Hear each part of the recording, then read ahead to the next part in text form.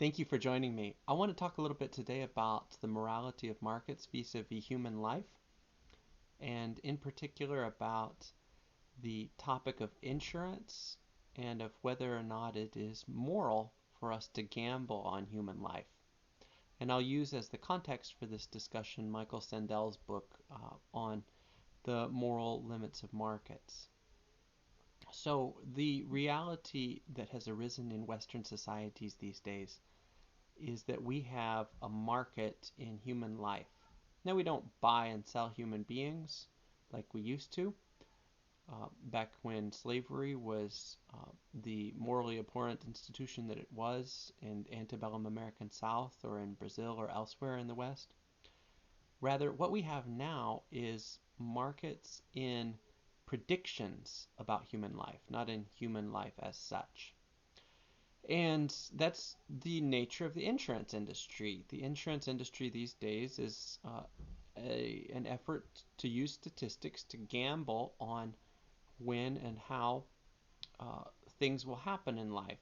And if you take the life insurance industry as an example here, it is an industry where the money is made by virtue of companies outguessing customers on when those customers are going to die. And companies employ very good statisticians, very good um, number crunchers with spreadsheets who endeavor to determine when precisely a customer of the life insurance policy is likely to die. And yes, it is a gamble, and yes, markets in human life are just like markets in anything else. There is uncertainty and risks that are taken. But the idea here is that perhaps it could be profitable and mutually beneficial for all sides for this to happen. And if you look at the insurance companies, they can profit by virtue of outguessing the customers, but the customers profit psychologically because they get the peace of mind, even if they are statistically likely to lose their bet with the insurance companies. Nevertheless, they get the peace of mind that that their loved ones will be protected. And examples of these kinds of policies are abundant all over the West these days. Particularly common, something that has arisen recently, is called janitor's insurance. It's a particularly common phenomenon. A lot of companies will take out life insurance policies on their employees as a way of hedging or protecting themselves if those employees are considered valuable over and against the loss of those employees. And increasingly, companies are also actually taking policies out on non-essential employees as a way of making money upon those employees' demise. The morality of all of this is as follows. It seems to be pretty straightforward that human life is a good that ought to be preserved and protected. Almost all philosophers agree on that. But the reality with markets is that the monetary incentives and influences can reverse sometimes the nature of the party's desires.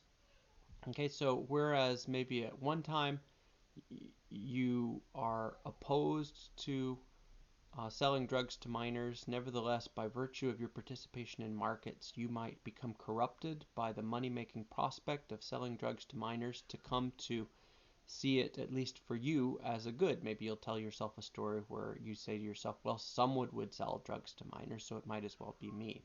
Okay, and markets have that kind of a distorting influence upon us. They can alter our incentives, alter our moral perspective by virtue of the money involved. Now, here's the reality with markets in life and death, on when and where people are going to die, or when and what will happen to people. These markets in life and death can alter the incentives of the participants so that they can actually no longer be oriented toward the preservation and protection of innocent human life, which I take it is our natural moral intuition. Almost all of us think that that's a natural moral good. And they can incentivize some of us to actually root for someone to die or to want an employee to die if it's a company with a life insurance policy that will be filled if that employee's death is brought about. Or, sometimes online these days, on online forums, you can gamble on when you think a celebrity is going to die. And it seems a bit distasteful, at the very least, to want someone else to die. And uh, at most, it seems as though it might actively actually pit the interests of companies against their employees, or the interests of persons who've taken out life insurance policies that have been sold to others. Those others might have their interests pitted against the life insurance policies of the originators of the policy, against the lives of the originators of the policies, etc. Okay, so the problem with markets, morally speaking, that it is important to highlight with regard to the topic of life and death is that markets can sometimes distort what ought to be our natural, proper moral impulses, and can make us root against those impulses, or even in extreme cases, actually act so as to bring about the opposite of those impulses. We could imagine a horrible scenario where someone might act so as to uh, fulfill a life insurance policy by actively bringing about the death of the person to whom the policy applies. Okay, although of course that's an extreme scenario. At any rate, the upshot of this with regard to our understanding of the functionality of markets is that markets can sometimes twist our natural moral intuitions. The examples of life and death and gambling on when someone is going to die is just an example of this. There are lots of other examples that could be preferred about these kinds of twistings that can happen.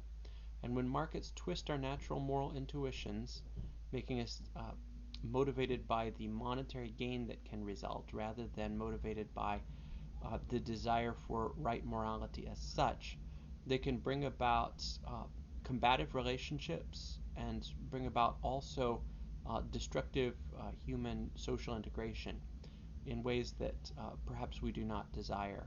Okay, so although I am certainly a fan of markets for a variety of reasons that I've mentioned elsewhere, I think that markets are the most efficient mechanism of social cooperation that humans have ever come up with, and that as such there is abundant need for them throughout the world. Still, markets have substantial moral weaknesses, and one such moral weakness is that markets can twist the incentives of the participants in ways that those participants perhaps otherwise would not have been influenced.